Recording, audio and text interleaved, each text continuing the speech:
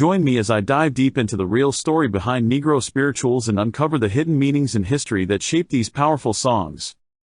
Negro spirituals have had a profound impact on our culture, music, and social movements.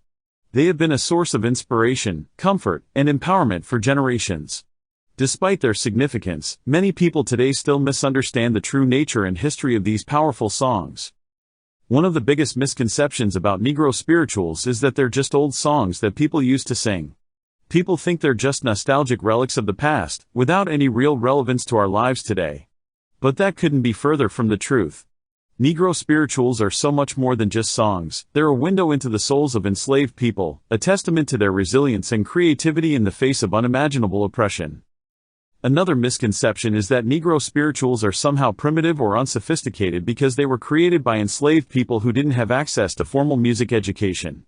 But that's a gross underestimation of the musical genius and cultural sophistication of African people. Negro spirituals are masterpieces of musical composition, lyrical complexity, and emotional depth. In popular media, Negro spirituals are often portrayed as happy, upbeat songs that slaves sang while they were working in the fields. But that's a watered-down, sanitized version of the truth.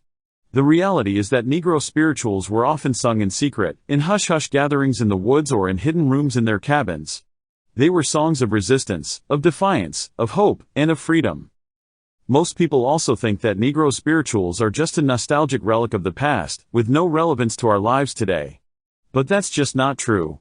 Negro spirituals continue to inspire and influence music today, from gospel to blues to jazz to rock and roll. Negro spirituals originated in the 17th and 18th centuries, when enslaved Africans were forcibly brought to America. They were a way for enslaved people to communicate with each other, to preserve their African cultural heritage, and to express their deepest hopes and fears. They sang about their longing for freedom, their love for their families, and their determination to survive despite the brutal conditions of slavery.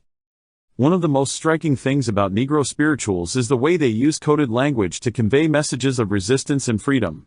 For example, when they sang about crossing the Jordan, they weren't just talking about a biblical metaphor, they were talking about escaping to freedom in the North. When they sang about going home, they weren't just talking about going back to their African homeland, they were talking about finding a sense of belonging and community in a hostile, racist society. Negro spirituals also played a crucial role in the civil rights movement of the 1950s and 60s.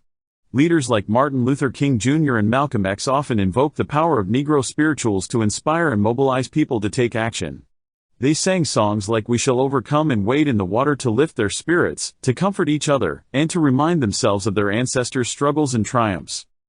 One pivotal moment in history where Negro spirituals played a crucial role was during the Montgomery bus boycott of 1955. When Rosa Parks refused to give up her seat on the bus, it sparked a wave of protests and boycotts across the South.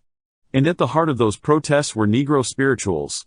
People sang "We Shall Overcome" and "Oh, Freedom" as they marched through the streets, as they sat in at lunch counters, and as they faced down police dogs and fire hoses. In the end, it's clear that Negro spirituals are so much more than just old songs from the past. They're a testament to the power of human creativity, resistance, and hope in the face of adversity.